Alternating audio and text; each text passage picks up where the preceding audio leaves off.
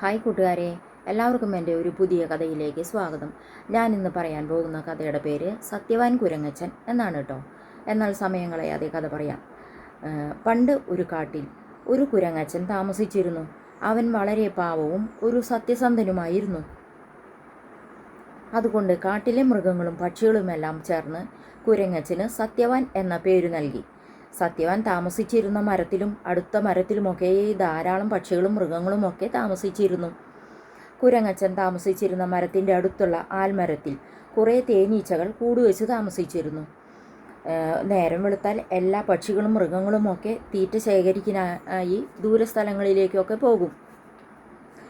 അന്നും പതിവ് പോലെ എല്ലാവരും തീറ്റ തേടിപ്പോയി. സത്യവാൻ കുരങ്ങച്ചന് 2 ദിവസമായി സുഖമില്ലാത്തതിനാൽ എങ്ങും പോയിരുന്നില്ല. കുറച്ചു കഴിഞ്ഞപ്പോൾ ആ കാട്ടിലെ ചട്ടമ്പിയായ കരടി അതുവഴി വന്നു. തേനീച്ചക്കൂട്ടിൽ നിന്നും തേനിൻ്റെ മണം വന്നപ്പോൾ കരടി മരത്തിലേക്ക് കയറി. തേനീച്ചക്കൂട്ടിൽ ആരുമില്ലായിരുന്നു. എല്ലാവരും തീറ്റ തേടിപ്പോയിരിക്കുകയാണല്ലോ. കരടി അവരുടെ കൂട് പൊളിച്ച് മുട്ടകളെല്ലാം നിലത്തിയിട്ട് തേൻ ഊറ്റി കുടിച്ചു. ഇത് കണ്ട സത്യവാൻ കുരങ്ങച്ചൻ മരത്തിലേക്ക് ഓടിക്കയറി കരടിയെ പിടിച്ചു മാറ്റിക്കൊണ്ട് പറഞ്ഞു, എടാ തേൻകള്ള, അതൊന്നും നശിപ്പിക്കാതെ ഇറങ്ങിപ്പോ. ദേഷ്യം വന്ന കരടി കുരങ്ങച്ചനെ തള്ളി നിലത്തേക്കിട്ടു. പിന്നെ അവനെ പൊതിരെ തല്ലി. എന്നിട്ട് പറഞ്ഞു, എടാ സത്യവാനെ, തേനീച്ചക്കൂട്ടിൽ നിന്നും തേൻ കുടിച്ചത് ഞാനാണെന്ന് നീ ആരോടെങ്കിലും പറഞ്ഞാൽ നിന്നെ ഞാൻ തല്ലിക്കൊല്ലും, നോക്കിക്കോ. അന്നത്തോടെ നിന്റെ ഈ കാട്ടിലെ ജീവിതവും അവസാനിപ്പിക്കും. അങ്ങനെ പറഞ്ഞ് കരടി അവിടെ നിന്നും പോയി. കുരങ്ങച്ചന് ശരീരം നല്ലപോലെ വേദനിക്കുന്നുണ്ടായിരുന്നു. അവൻ പതുക്കെ മരത്തിലേക്ക് കയറി കൂട്ടിൽ ചെന്ന് കിടന്നു. സന്ധ്യയായപ്പോൾ തേൻ ശേഖരിക്കാൻ പോയ തേനീച്ചകൾ കൂട്ടിലേക്ക് വന്നു. തങ്ങളുടെ കൂട് ആകെ അലങ്കോലമായി കിടക്കുകയും സൂക്ഷിച്ചു വച്ച മുട്ടകൾ ചിതറിക്കിടക്കുകയും തേനിൻ്റെ അറകളൊന്നും കാണാതിരിക്കുകയും ചെയ്തപ്പോൾ അവർക്ക് വലിയ വിഷമമായി. അവർ വാവിട്ട് കരഞ്ഞു. അവരുടെ കരച്ചിൽ കേട്ട് കുരങ്ങച്ചന് വിഷമമായി. എന്ത് ചെയ്യണമെന്നറിയാതെ കുരങ്ങച്ചൻ കൂട്ടിൽ കിടന്നു. അല്പം കഴിഞ്ഞ് തേനീച്ചകൾ കുരങ്ങച്ചൻ്റെ അടുത്തേക്ക് ചെന്നു.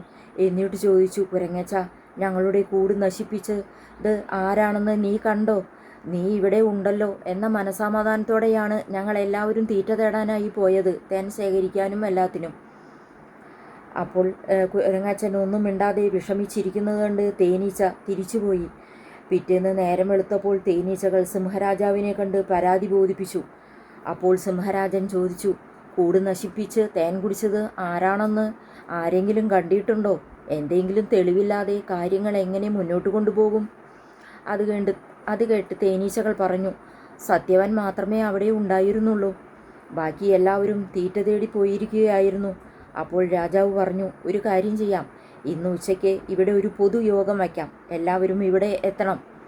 നിങ്ങളുടെ കൂട് നശിപ്പിച്ചവരെ യോഗത്തിൽ കണ്ടെത്താൻ പറ്റുമോ എന്ന് ഒന്ന് ശ്രമിച്ചു നോക്കാം. മന്ത്രിയായ കുറുക്കൻ ഈ വിവരം ഓടി നടന്ന് കാട്ടിലെല്ലാവരോടും അറിയിച്ചു. കുറച്ച് പക്ഷികളും മൃഗങ്ങളും സത്യവാൻ്റെ അടുത്തേക്ക് ചെന്നു. എന്നിട്ട് ചോദിച്ചു, കുരങ്ങച്ച, നീ 2 ദിവസമായി പുറത്തു പോകാതെ ഇവിടെയുണ്ടല്ലോ. നീ കണ്ടോ തേനീച്ചകളുടെ കൂട് നശിപ്പിച്ചത് ആരാണെന്ന്? കുരങ്ങച്ചൻ വിഷമത്തോടെ ദയനീയമായി അവരെ നോക്കി. സത്യവാൻ ഒന്നും മിണ്ടാതിരുന്നപ്പോൾ എല്ലാവരും തിരിച്ചുപോയി. യോഗത്തിൻ്റെ സമയമായി. എല്ലാ പക്ഷികളും മൃഗങ്ങളും രാജസന്നിധിയിൽ എത്തിച്ചേർന്നു. കുരങ്ങച്ചനെ കണ്ട് കരടി അവനെ കണ്ണുരുട്ടി പേടിപ്പിച്ചു. യോഗം തുടങ്ങി. രാജാവ് സിംഹാസനത്തിൽ നിവർന്നിരുന്നു. പിന്നെ പറഞ്ഞു, തേനീച്ചകളുടെ കൂടും മുട്ടകളും നശിപ്പിച്ച് തേൻ മോഷ്ടിച്ചത് ആരായാലും ഇവിടേക്ക് സ്വയം വരുന്ന പക്ഷം ശിക്ഷ കുറവായിരിക്കും.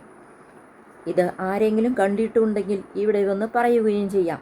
അവർക്ക് ഞാൻ നല്ല പാരിതോഷികം തരുന്നതായിരിക്കും. എല്ലാവരും നിശബ്ദരായി. അല്പം കഴിഞ്ഞ് കുരങ്ങച്ചൻ അവിടെ നിന്നും എഴുന്നേറ്റ് രാജാവിനടുത്തെത്തി. രാജാവ് ചോദിച്ചു, എന്താ, നിനക്ക് എന്തെങ്കിലും പറയാനുണ്ടോ? അത് കേട്ട് കുരങ്ങച്ചൻ പറഞ്ഞു, ഉണ്ട് മഹാരാജാവേ. അങ്ങനെ പറഞ്ഞ് സത്യവാൻ പക്ഷികളും മൃഗങ്ങളും നിറഞ്ഞിരിക്കുന്ന സദസ്സിലേക്ക് നോക്കി. ഏറ്റവും പിന്നിലായി കരടി നിൽക്കുന്നുണ്ടായിരുന്നു. കുരങ്ങച്ചനെ നോക്കി കരടി കൈകൊണ്ടും കാൽകൊണ്ടും ഓരോ ആംഗ്യങ്ങൾ കാണിച്ചുകൊണ്ടിരുന്നു. എല്ലാവരുടെയും മുന്നിൽ വെച്ച് അത് പറഞ്ഞാൽ നിന്നെ കൊന്നു കളയും എന്നാണ് അവൻ അവിടെ നിന്ന് ആംഗ്യം കാണിച്ചുകൊണ്ടിരിക്കുന്നത്. കുരങ്ങച്ചൻ എല്ലാവരെയും നോക്കിക്കൊണ്ട് പറഞ്ഞു, എനിക്കൊരു കാര്യം പറയാനുണ്ട്. രാജാവ് പാരിതോഷികം തന്നില്ലെങ്കിലും സത്യം പറയാനാണ് ഞാനിവിടേക്ക് വന്നത്. ഓ, അവിടെ നിൽക്കുന്ന കരടിയാണ് ഇന്നലെ തേനീച്ചകളുടെ കൂടും മുട്ടയുമെല്ലാം നശിപ്പിച്ച് തേൻ മോഷ്ടിച്ചത്. അവനെല്ലാം നശിപ്പിക്കുന്നത് കണ്ട് ചോദിക്കാൻ ചെന്നപ്പോൾ അവൻ എന്നെ മരത്തിൽ നിന്നും തട്ടിയിട്ട് തല്ലിച്ചതച്ചു. കണ്ടോ, എൻ്റെ കയ്യും കാലുമെല്ലാം പൊട്ടി നീര് വന്നിരിക്കുന്നത്. തേൻ കുടിച്ചത് ആരോടെങ്കിലും പറഞ്ഞാൽ എന്നെ തല്ലിക്കൊന്ന് കുഴിച്ചു മൂടുമെന്ന് ഭീഷണിപ്പെടുത്തുകയും അവൻ ചെയ്തു. അത് കേട്ട് സിംഹരാജൻ പറഞ്ഞു, ആ കരടിയെ പിടിച്ചുകെട്ടി എൻ്റെ മുന്നിൽ കൊണ്ടുവരൂ. അത് കേട്ട് എല്ലാവരും കരടിയെ പിടിക്കാനായി ചെന്നു. അപ്പോഴേക്കും അവൻ പോകാനായി ശ്രമിച്ചു. പക്ഷേ എല്ലാവരും ചേർന്ന് കരടിയെ പിടിച്ച് സിംഹത്തിൻ്റെ മുന്നിലെത്തിച്ചു. ചാട്ടവാറുകൊണ്ട് 101 അടി കൊടുത്ത് കരടിയെ 6 മാസം ഇരുമ്പുകൂട്ടിലടയ്ക്കാൻ രാജാവ് ഉത്തരവിട്ടു. സത്യവാന് 1 മാസം ഭക്ഷിക്കാനുള്ള ആഹാരവും മറ്റ് പാരിതോഷികങ്ങളും നൽകി. എല്ലാവർക്കും സന്തോഷമായി. സത്യവാനെ എല്ലാവരും താങ്ങിയെടുത്ത് തോളിൽ വെച്ച് അവൻ്റെ കൂട്ടിലെത്തിച്ചു. സത്യത്തിൻ്റെ പ്രതിഫലം എത്രത്തോളം വലുതാണെന്ന് അപ്പോൾ അവിടെ കൂടി നിന്ന എല്ലാവർക്കും മനസ്സിലായി. കൂട്ടുകാരെ, ഈ കഥ നിങ്ങൾക്ക് ഇഷ്ടപ്പെട്ടോ? ഇഷ്ടപ്പെട്ടെങ്കിൽ ലൈക്ക് ചെയ്യാനും ഷെയർ ചെയ്യാനും സബ്സ്ക്രൈബ് ചെയ്യാനും മറക്കല്ലേ. അടുത്ത നല്ലൊരു കഥയുമായി ഞാൻ പിന്നെ വരാം കേട്ടോ. അതുവരെ ടാറ്റ, ബൈ ബൈ.